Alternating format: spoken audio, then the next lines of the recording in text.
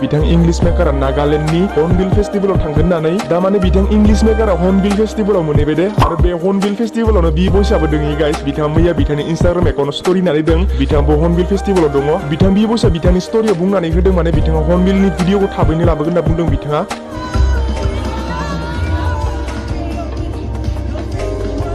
Obviously, बिथां बि बयसआ जुदि hornbill फेस्टिवलनि video होयोब्ला बिथां इंलिश मेकाराबोथ' होखागोन ना बिथाङाबो सासे ब्लगारसोखा थ' जों हर्नबिल फेस्टिवलनि बिथां बि बयसनि आरो बिथां इंलिश मेकारनिबो ब्लग भिडिअसफोर नुनो मोनगोन बिथांमोननि चेनेलाव नोंथांमोना नेनानै थाबानो जाबाय दा गाइस नोंथांमोना मिन्थिनो लुबैयो खोमा माने बिथांमोना जुदि हर्नबिल फेस्टिवलाव जुदि सानैबो दंहैयोब्ला बिथांमोना माथो होलायदोंना होलायाखै इन्ट्र' खालामलायदोंना गावजों गाव बेखौ नोंथांमोना मिन्थिनो लुबैदों जानो हागौ देखसरा जुदि नर्मेल ब्लगाव जुदि कलेबरेसन खालामलाबायबा बोरैबा नुगोन ना नुनायावबो एसे बोरैबा नुयो ओंखायनो गाइस बिथांमोना जुदि कलेबरेसन फिउचाराव जुदि कलेबरेसन खालामफ्लाङोब्ला बिथांमोना बेसे प्रफेसनेल टाइपनि कलेब खालामगोन बिथांमोना आंनि साननाय बायदिब्लासो दे बेफोरबायदि आं माने सानदों आरोना बेफोरबायदि बिथांमोनखौ बेफोरबायदि कलेबरेसन खालामबा हानाय होननानै बिथांमोनखौ सानदों आरो नोंथांमोनाथ' बिथां बि बयस आरो बिथां इंलिश मेकारनि माने हर्नबिल फेस्टिवलनि भिडिअखौ नुनो मोनखासिगोन थाबैनो नोंथांमोना नेनानै थाबानो जाबाय स' गाइस दिनैनि भिडिअ बेखिनियानोमोन दे आरो लोगो मोनगोन मोनसे गोदान भिडिअ दिनैनि थाखाय टेक केयार